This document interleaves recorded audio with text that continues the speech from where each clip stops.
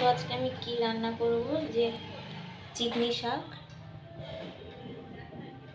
শাকের তরকারি করব চিংড়ি মাছ দিয়ে।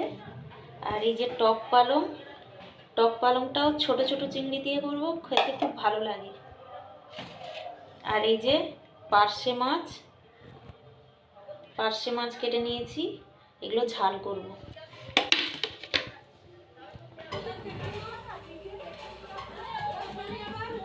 কড়াইতে যে তেল দিয়ে দিচ্ছি,